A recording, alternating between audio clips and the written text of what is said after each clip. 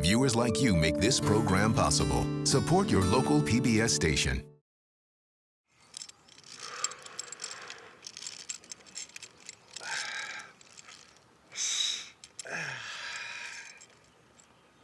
There's something about a forest that makes you want to slow down. The stillness, the sound of your own breath, the ancient giants all around you. I'm deep in the Oregon woods, the kind of place that can change the way you see the natural world. As I climb, I keep wondering, what will Oregon reveal about itself? And what will it reveal about me? My name is Baratunde Thurston. I'm a writer, activist, sometimes comedian, and I'm all about telling a better story of us. Wow! This country is wild, and its natural landscapes are as diverse as its people. How does our relationship with the outdoors define us, as individuals and as a nation?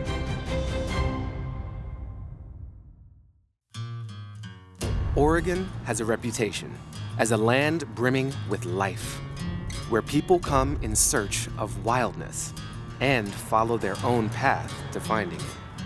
And that makes sense, because it seems like Oregon has every landscape under the sun, with its dense forests, lush valleys, sprawling prairies and deserts. This place is like a geography textbook come to life.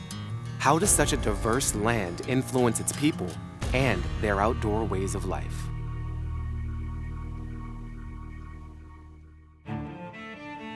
If you want to be outside in Oregon, you have a lot to choose from.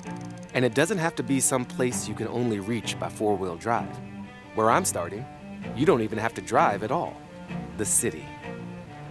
Portland has its share of concrete, but it still has plenty to offer people who crave the outdoors. With spacious parks, gorgeous streets for biking, and even a famous skateboarding scene, you don't have to leave the city limits to find your adventure. And it's all infused with a DIY ethos that is quintessentially Portlandian. So it's no surprise that it became a hub for roller derby, the aggressive, women-led sport that pulled Mick Rose, aka Mick Swagger, right in. Hello. Hi. This is quite a meeting. Yeah. Look at that. Nice. I didn't fall. I know, that was a really good stop. Thank you so much. I'm Baratunde, by the way. I'm Mick. Good to meet you in person. Nice to meet you too. Yeah. Mick found roller derby while working as an organizer in the Indigenous community and looking for a physical outlet. They had always loved roller skating, and here was a way to skate as a part of a team, a new, ready-made community. Mick has brought me to a skate park in eyeshot of Mount St. Helens, or Lewitt, its native cowlet's name. I just want to start by acknowledging your roller skates. Yeah. They are fire. Thank you. You have these blue suede, pink-wheeled sparklies. Yeah. And, you know, there's a whole look going on here, so well done. Thank you. Now, roller derby is a full contact sport. It's not just a casual skate around town, which is a lot different from my experience rollerblading around Boston in my college days. Yup, that's me, age 19, with a pager. But Mick wasn't scared of getting a little rough in the rink. I wanted a team sport because I played sports growing up. Okay. So I bought some really terrible skates from like a department store. Okay. And I showed up and I tried out. And halfway through my tryout, this person came up to me and was like, "Hey, are you a skin?" And I was like, "Yeah," which means like native. And she's like, "Your skates suck." And I was like, "Yeah, I know." And she's like, "Come to my car," and gave me her skates to wear for the rest of the tryout. Awesome. Yeah, and she helped me found Team Indigenous Roller Derby. What is Team Indigenous roller derby? You know, I played roller derby for lots of years. I rose in the ranks, so to speak. And then I played on Team USA. Team USA? Yeah. Like you were representing America? Yeah. And there weren't many people of color on that team. And so that felt really isolating. And when we got to the World Cup, I saw all of these teams from other countries that had skaters of color, and I was like, I want that. Like, I want to come back and represent with other Native people and just like be in our culture, be who we are, and feel proud to be here. After reaching the heights of the sport with Team USA, Mick met numerous Indigenous roller derby players when they played in Australia and New Zealand. After feeling bullied, ostracized, and just not part of the US team, they formed Team Indigenous, the first team to reach the World Cup while representing borderless Indigenous nations. What have you gotten out of being a part of and a leader of Team Indigenous roller derby? I mean, roller derby brought me to land work. Like many Native Americans, Mick felt the loss of traditional lands. With fellow teammates, they began to look for a place in Portland that could be their own. So I was meeting Indigenous skaters everywhere I went. What I found is that intergenerationally, everybody wanted to be on land and have access to land. Land work for me, it's redeveloping my relationship with land that is reciprocal, where I'm caring for land, where I'm caring for water, where I'm caring for animals. And in return, a lot of that means that I am healing myself in that process. And our community, as we do that together, we're finding so much healing in land, and we're finding so much healing in ourselves. What we ended up doing was starting a garden.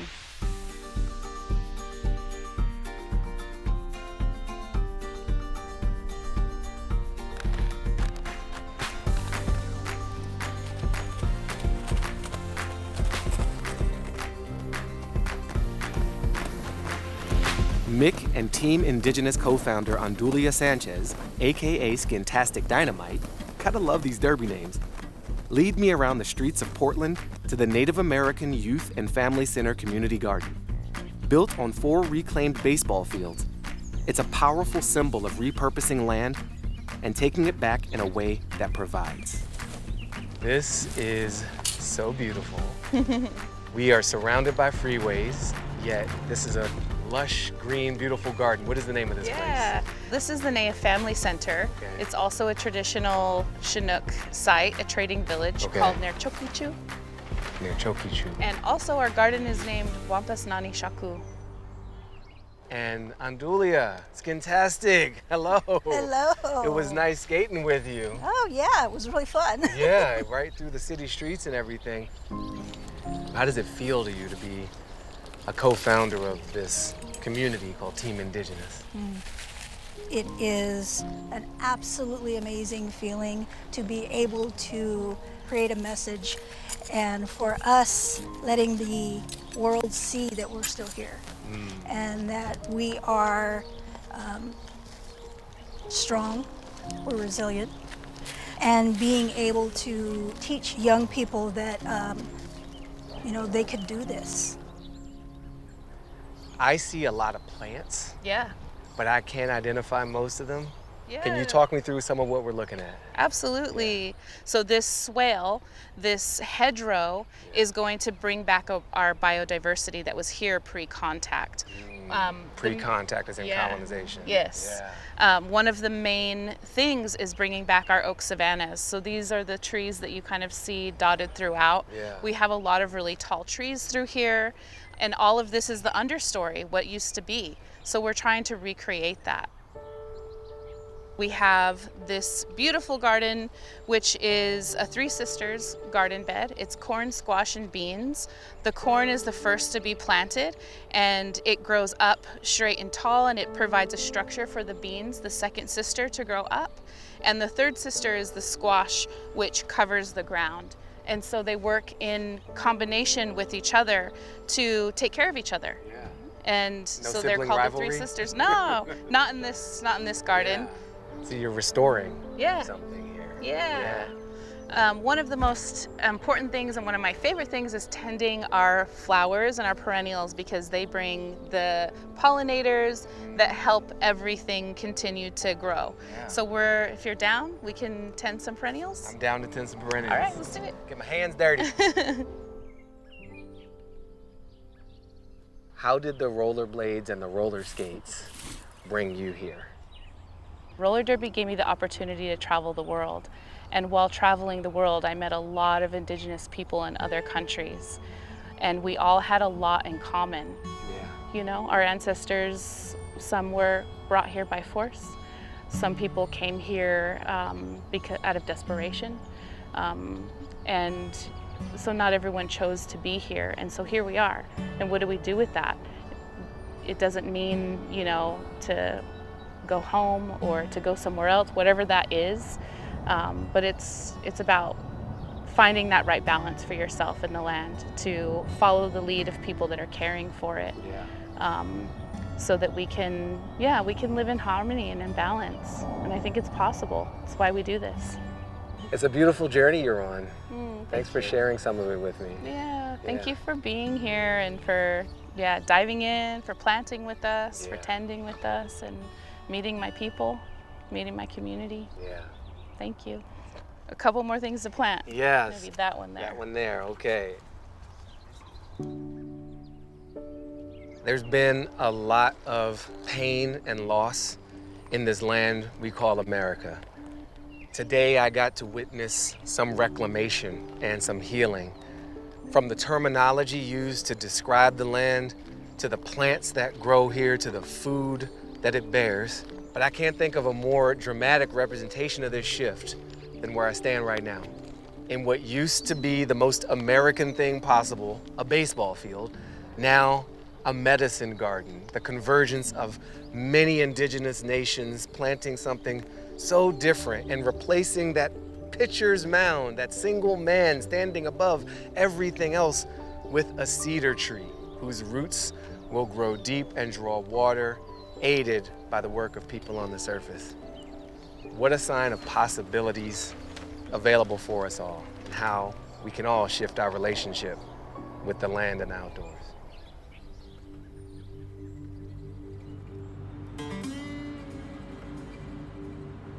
Shifting our relationship to the land.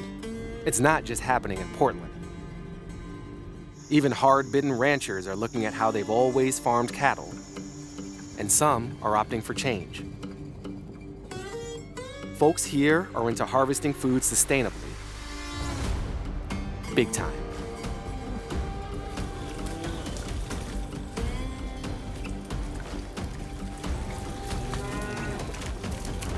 If there's one symbol of the American West, it's cowboys. And every morning during cattle season, a band of them make their way through the herd, checking on their health and moving them from pasture to pasture. Welcome to Agency Ranch.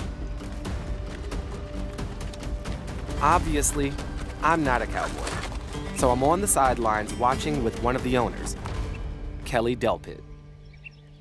Kelly, what are we seeing here?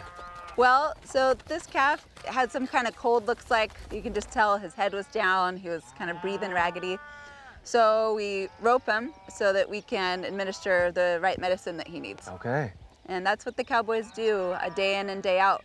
And that's how we have healthy cattle. Is it fair to say that you're keeping the land healthy also keeps your animals healthier? Absolutely. I mean, you look at this great green grass. We had a wet winter, but we don't irrigate and don't put as much cattle on the grass so that the grass can stay high. If we've had this field packed fence to fence like it used to, the grass will get eaten down. That's less grass for every cow. Watching the cowboys work is like watching a classic scene from an old Western. But if you spend a little time with Kelly, you quickly realize that this ranch is anything but typical. When Kelly's family bought the place back in 1981, they ran it like any other ranch. Cattle were raised fence to fence and allowed to roam right up to the water that runs through the property, polluting the water downstream that other people and wildlife depended on. After a water crisis in 2001, the family realized the time-honored ways were part of the problem. They decided to make some big changes. They reduced the size of the herd and kept their cattle away from the water, letting nature reclaim parts of the land. It felt like a gamble. But without these changes, Kelly and her family feared there'd be no ranch left for their children. And the changes? They made a difference. Kelly, this is majestic.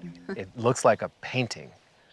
What am I looking at here? So this is an 800-acre wetland that was historically a wetland, but it was drained and diked over 100 years ago to try and create more cattle pasture.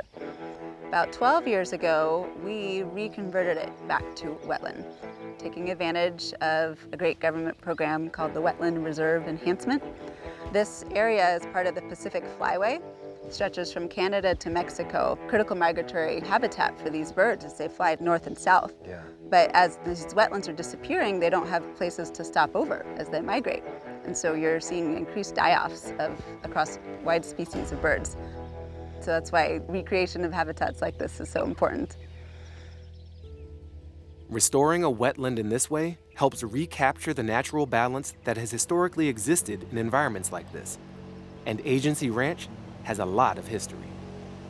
Kelly's family has only owned this land since the 1980s, but back in the early 1900s, it was home to the Klamath Tribal Agency, which is where it gets its name.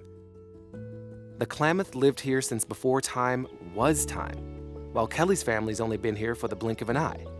And their part of the story started with Kelly's father, Kurt Thomas. Kelly, I want to thank you for such a beautiful day out here. Our pleasure. Yeah, and thanks for bringing your father to the fire. Hello, Kurt. Happy to have you here. Salute. Salute. Kurt, when you first bought this land, what were you dreaming of? What were you hoping for? This was a dream to run cows on my own ranch. It was just for me at the time, and I have learned that it's not mine. We husband it. We get a chance to share it. If you sit, as I have sat for a long time, and watch this creek and realize how long this creek has flowed, and how many people have called it home, and how many people have called it theirs, and how long it's going to be, this is just not ours. Now, ranching is a hard business, and doing it sustainably can be even harder. Do you ever think about what would happen if things started to backslide? How does that sense of risk make you feel when you think about succession? My brother and sister and I are so grateful for how clear it's been to us from a very early age. The ranch is always going to be a part of our family. My dad had 3 rules growing up. Get good grades, be respectful, and don't sell the ranch. In 100 years, where are we going to be? I mean, this is going to be just like it is right now. Yeah. And it's not going to be me that owns it. I don't know. It might be Kelly's great-great-grandchildren. Well, thanks for letting me be a part of it Yes, for thank you for coming. at least a day. Thank you for coming. Come again. I look forward to that. You're always welcome. It seems like Oregonians are willing to challenge the old ways, if it means protecting their natural resources. But it's not just about the land. Some are looking for a new relationship with the Pacific Ocean. When I think of ocean diving, I imagine the warm, crystal blue waters of Hawaii. What I don't imagine is the frigid, murky, rocky coastline of Oregon. But for Dan Semrad, a high school science teacher with a passion for marine life, this place is paradise. The tide pools here are teeming with starfish and crustaceans. And beyond them, in deeper water, there are hundreds of species of fish. Dan is an avid spearfisher, and he's good at it. Maybe that's because he's got an amazing talent for holding his breath underwater.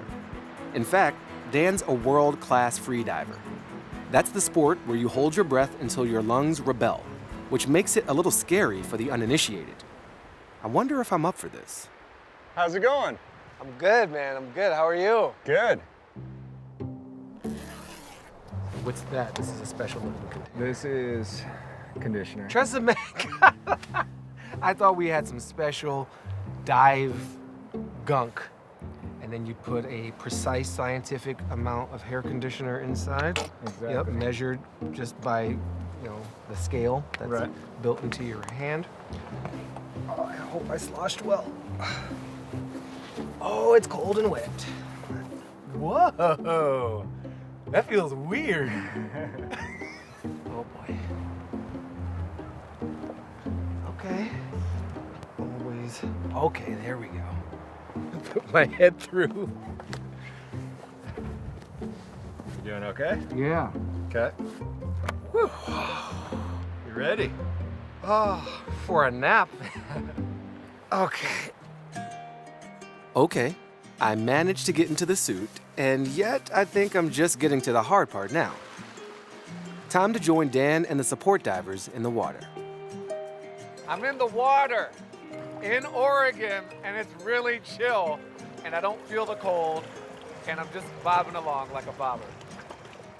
So buoyant, so chill. I cannot wait to see what's underneath.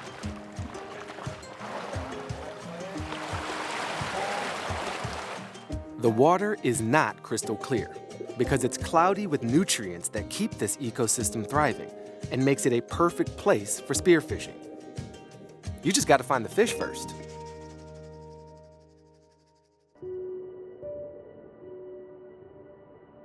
I won't lie to you, this is exhausting. There's a reason Dan is in incredible shape. Managing your breath, swimming underwater, while hunting for fish is a lot for a beginner to take in. But for the brief time I'm underwater, I'm starting to get it. Everything above the water disappears and I'm transported into a new world that's both calming and captivating. I see why Dan keeps coming back. 3 o'clock, bud.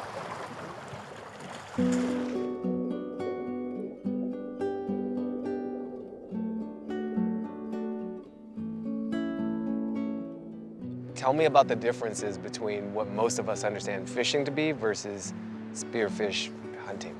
For me personally, I think it's the most sustainable way to fish. There's zero bycatch. You're only taking the fish that you intend to take. It takes a lot of work, takes some skill. So I think it's really special. You got a fish! You don't mess around. Dude, that was so fast. This is hard. This is not natural breathing for me. Natural breathing is something I don't have to think about. This is a lot of thinking going into breathing. Just looking down, I saw a crab, I see a lot of starfish, I saw the tiniest jellyfish of my life. And so I can start to see this is really beautiful. Yeah. Thank you so much, Dan. It's good to be taught by you.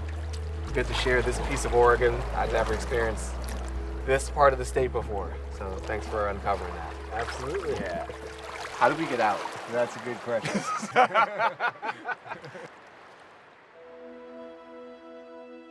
In Oregon, a relationship with the land can mean a lot of things. And for more than 100 days a year, one of those things is rain. A lot of rain. In the Willamette Valley, no one is complaining because all that rain means lush, green forests filled with towering trees. But these trees are helped by more than just water. There's a secret underground that's so special, Nicolas Cage starred in a movie about it. I'm talking about peculiar fungi called truffles. Scientists Hillary Rose and Heather Dawson and culinary truffle guide Stefan Zarnecki are taking me on a treasure hunt for these morsels. They want to show me why the world of truffles is a whole lot more than what you put in your risotto. Of course, humans aren't naturally skilled at hunting truffles. For that, we need a super sniffer, the true brains behind the operation. Rye. Oh, the lick on the back of the hand, so sweet. So all three of you are into truffles, but in different ways. How would you describe your connection to truffles? Yeah, I kind of focus on the culinary aspects and then also the tourism aspects. Okay. I like bringing people into the woods and showing them, the truffle experience here in the Willamette Valley. And what about you, Dawson sisters? So we're relatively new to the world of truffles. Started out finding culinary truffles, which was very exciting, but then Rye branched out to non-culinary truffles, which are really interesting to science because they're hard to find when you don't have a dog. So he's finding lots of cool things. And what kind of science are you both focused on? We're both ecologists, and Heather's on the mycology side, I'm on the botany side, so together we can talk about the plants and the fungi coming together, and then Rye helps us find the really interesting ones. So this is like a three-party team. Oh yeah. I love that. All right, well, let's unleash the hound. Beast. Vicious beast. Do you want to find a truffle? And we're off. Okay. It's really strange to just like let this dog go. It's kind of like fishing. You know, you don't see them. So you just cross your fingers every time you go out. Right. And so you just don't know if they're going to be there or not. There's no guarantees. I know even now we're talking in hushed voices. Why? It's like we're golf announcers. Yeah. And the golden retriever is trampling through the woods. His tail has slowed down. Is it possible? Did he find a... Nope, scratching his butt. False alarm. The tail's going crazy over there. He's sniffing. Oh, there it is. Here we go. What is that? Smells like a hymenogaster. This is just a little, probably what one would call a false white truffle, possibly. False white truffle. Its real name is hymenogaster, but give it a sniff. It'll smell interesting. It's not attractive. No, you don't want to eat that. It's not going to hurt you, but Yeah. it doesn't exactly, you know, get you salivating. So this is not a culinary truffle. Correct. You're more than welcome to eat it. It just won't taste very good. I think I'll wait. Okay. All right, I'm gonna hand this little false white truffle back to you. And I'm going to cut it open and show you how it doesn't look like a truffle on the inside. There are only 5 edible truffle species, but there are hundreds of inedible ones. So when we look on the inside, you can see we're not looking at a true truffle in the culinary sense, because we're looking at mostly smooth colors on the inside. And if we were looking at a culinary truffle, this would be marbled. So lots of different color changes from different shades of grays and browns. Yeah, well, good intro truffle. Yes. For me, a truffle is anything that's growing underground, producing that aroma to attract something to eat it. Okay. So what people call false truffles are truffles, they're just not interesting to humans generally. Unless you're a scientist, in which they're all very interesting. Because scientists are interested in a lot of things that us regular humans might not be. Well, thanks for the lesson, Professor. And let's see what else Rye can do. Yeah, well, first he gets his ball reward. Oh, is this an important part of the truffle? This is a very important part. That's the only reason he finds truffles. The reason for truffles is ball. You ready? Go get it. Human beings have been hunting truffles since the Bronze Age, and there's reports of using pigs to hunt for truffles in ancient Rome. Nowadays, most people use dogs. They're easy to train and less likely to eat the truffles they find. They'll bring you the delicacy uneaten as long as there's ball.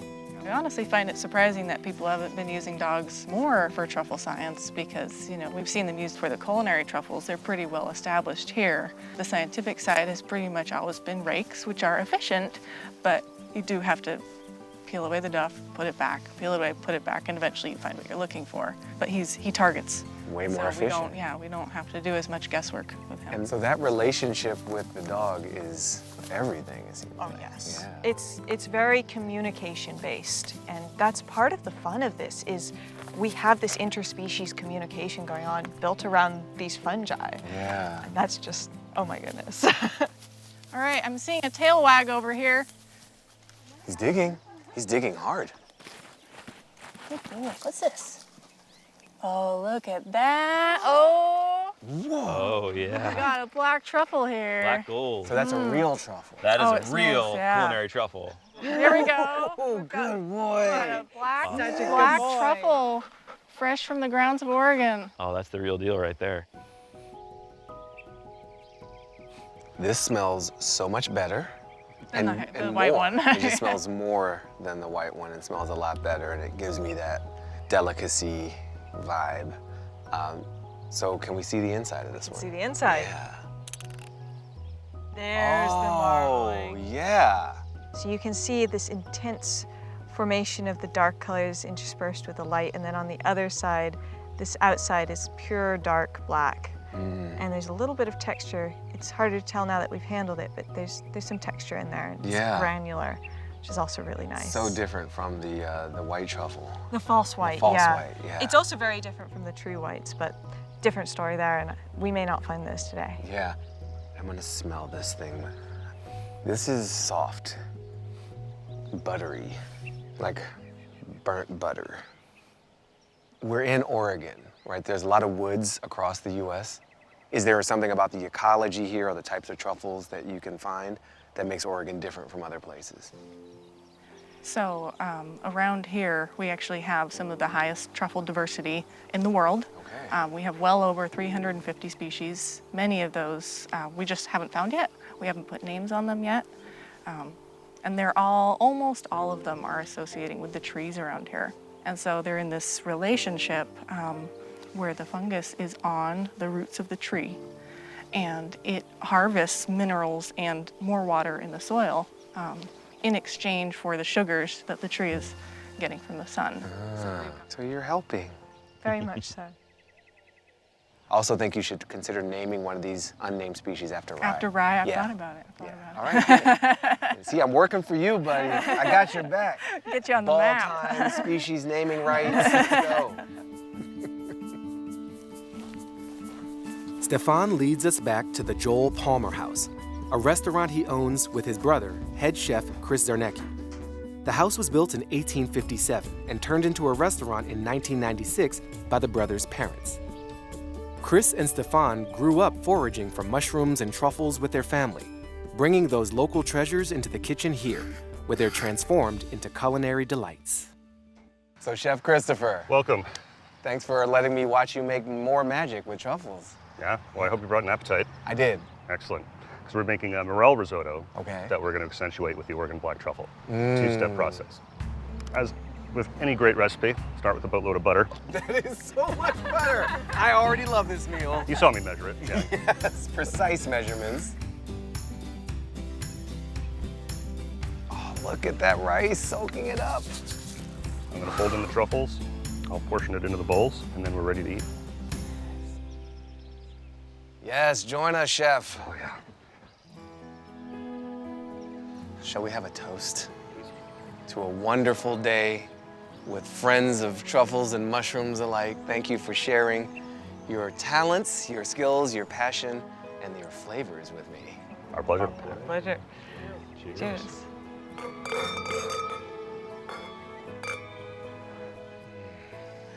Can we dig in now? Please.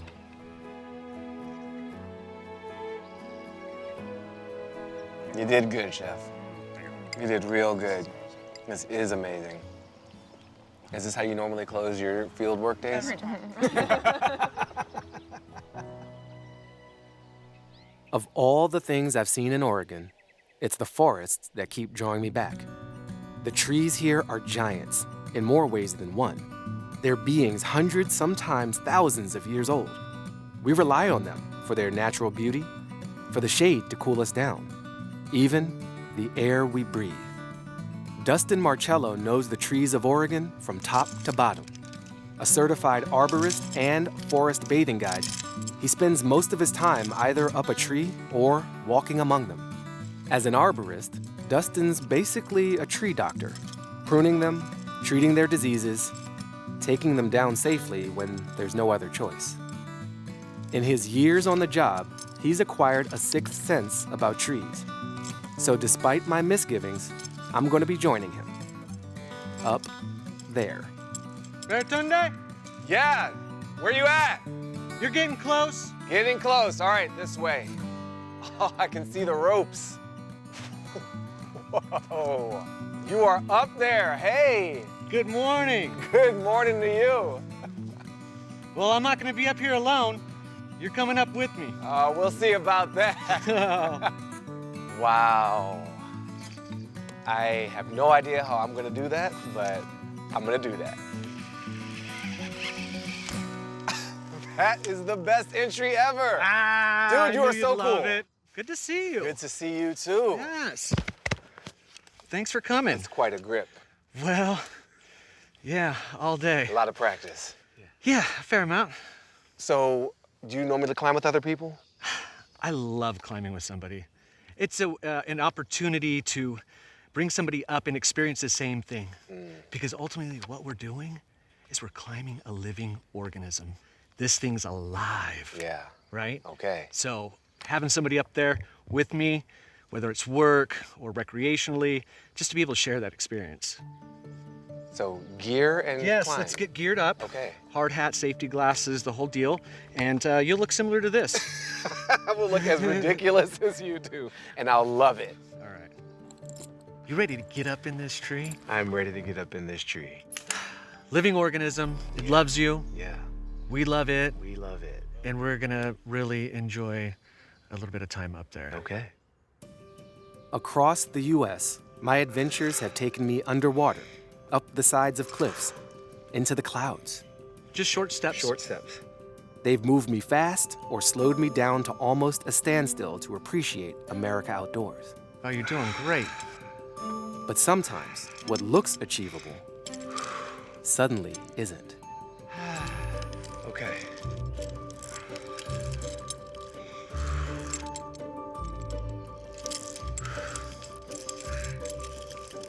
Take a little break.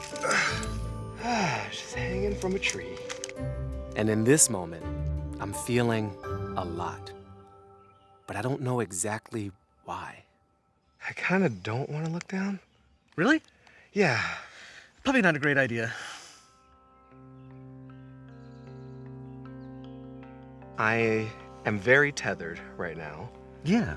technically, but I feel untethered from what I know, which is Earth. So now I'm up here, Yeah. and it feels different. Yeah. Yeah. Okay. Ready to go a couple more feet? I am ready to go a couple more feet. Thank you for working at my pace here. Oh, yeah. Knees under hips. So much going through my mind right now. Climbing a dangling rope, approaching 40 feet high, with nothing to hold on to. Getting to that first branch.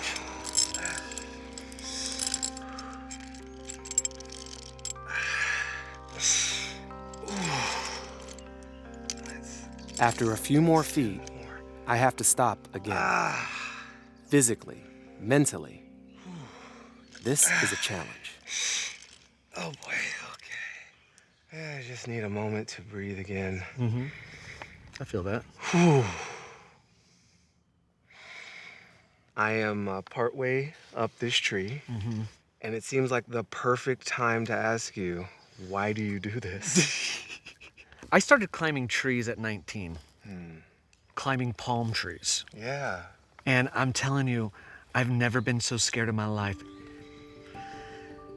But there was something about taking care of a living organism.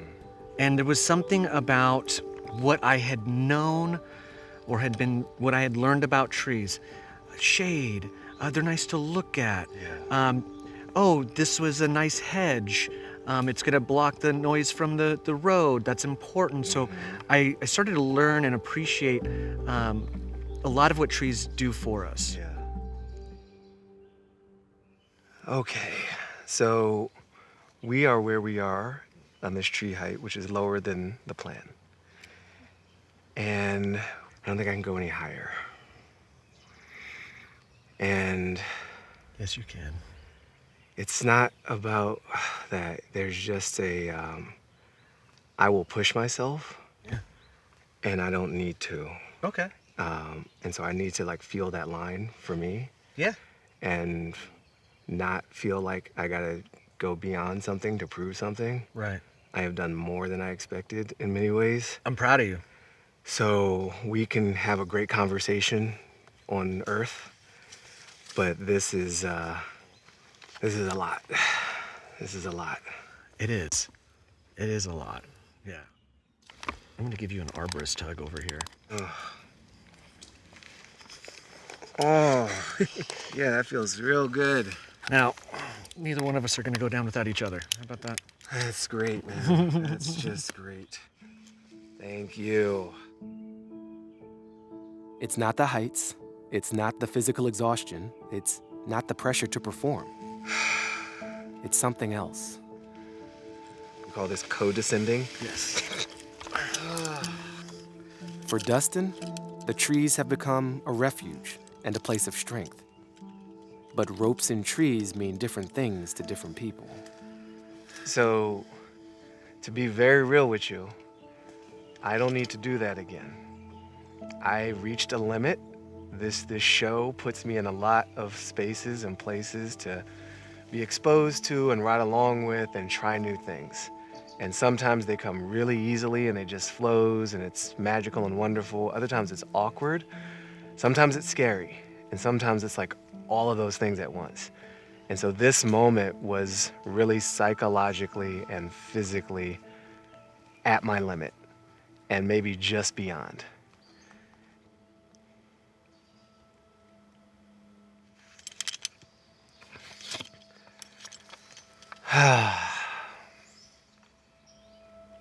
It's very emotional. Mm-hmm. And there's a piece of my experience up there that I have not shared with you yet. Oh.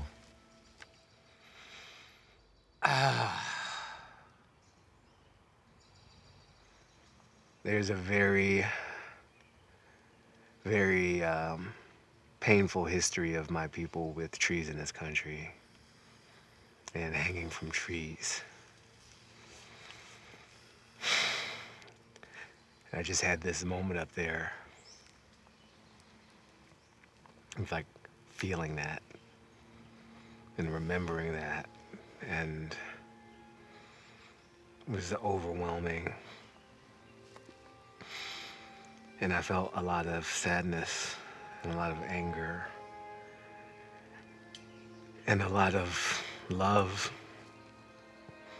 not just for the people, you know, who were lynched and murdered with these majestic living things, but also for the trees, Right. who were conscripted into Had no this choice. criminal, heinous, monstrous act. And so I wanted to like go further and push harder because of pride and because of the luxury. I get to do this job. I get to hang out with people like you, but I also get to say no. Right.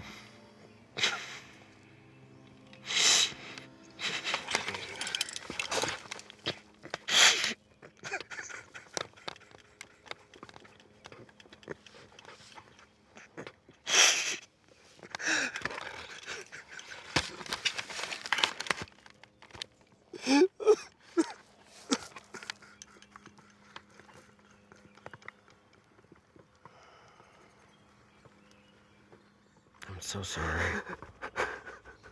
I am so sorry.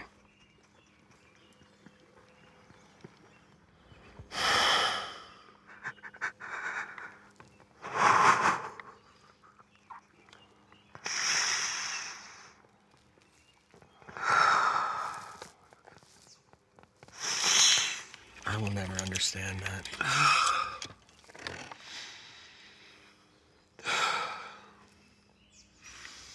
I can understand fears.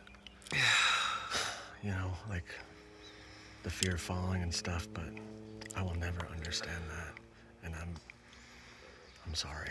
Thank you.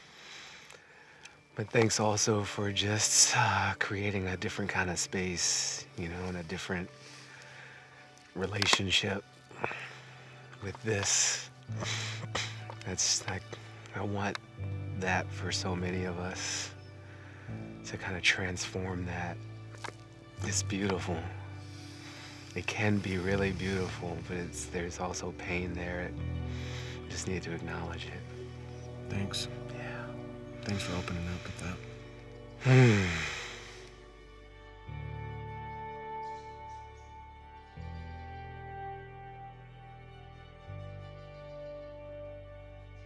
I think I'm very ready to do some forest bathing with you. Me too. And finish this cleansing.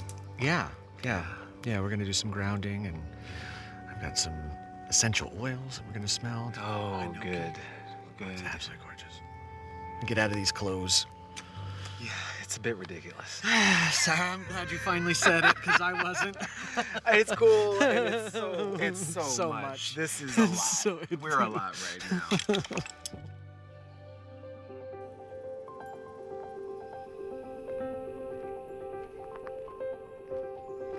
Earth, dirt, soil. Call it whatever you want. It feels so good to be standing on it.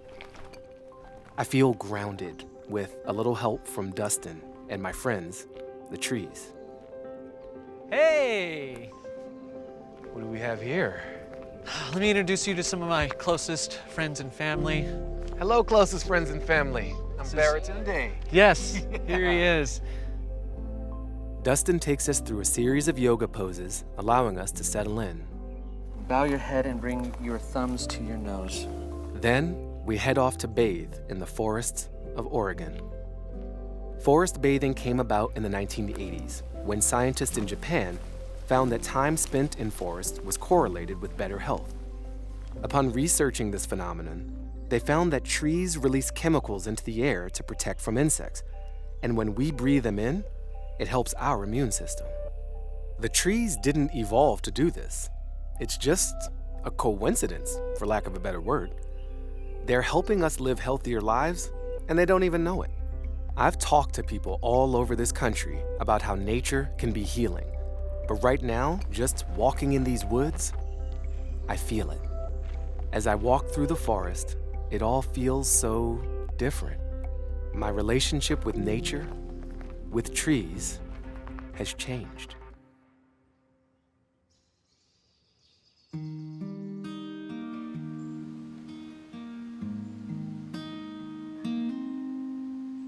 It's been a few days since my time with Dustin climbing trees and forest bathing. Now I find myself in a different set of woods in Oregon, on the ground this time, taking my own solo forest bath. I wanted to let you in on a little bit more of what I was thinking and feeling in that time with him. I was feeling pressure, internal and external, to go farther than I felt comfortable with. I didn't want to let down the crew. I didn't want to let down viewers like you. I didn't want to let down Dustin or myself or these trees. I was also feeling inexplicably sad, a feeling of grief, mourning. Maybe from those trees I was breathing in, feeling their pain at what we've done to them and what we've made them do to us. But now that I'm back on the earth, I think I have another perspective on how we talk about connecting with nature. So much of it is about losing ourselves in nature. In this case, I found a part of myself in nature. I listened to the trees, I listened to Dustin, but I also listened to a part of me that said, you're enough. This is enough. And you can draw your own lines.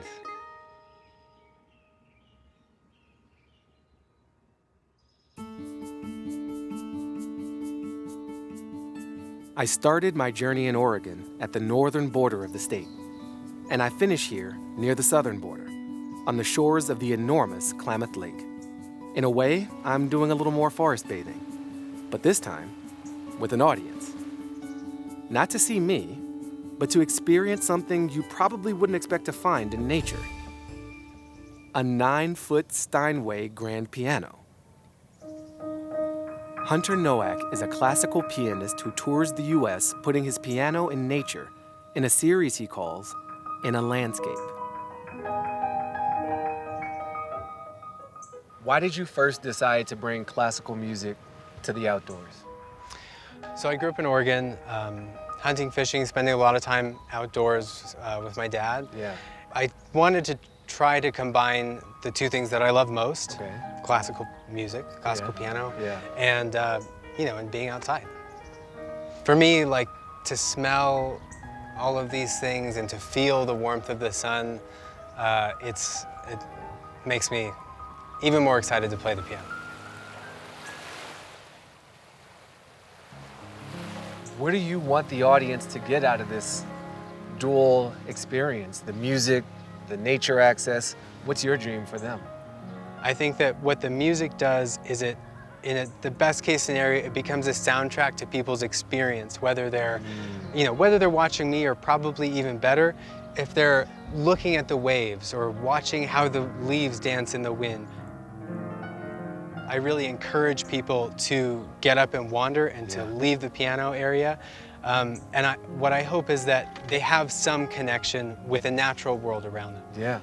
Whether that inspires a daydream or a nice little nap, or it inspires them to imagine something new or to just feel something because of all of this magical stimulation that's around us. I would love for you to come up and lie underneath the piano. The way we can get the most people up here is if you lie with your feet kind of hanging off and your head underneath the piano.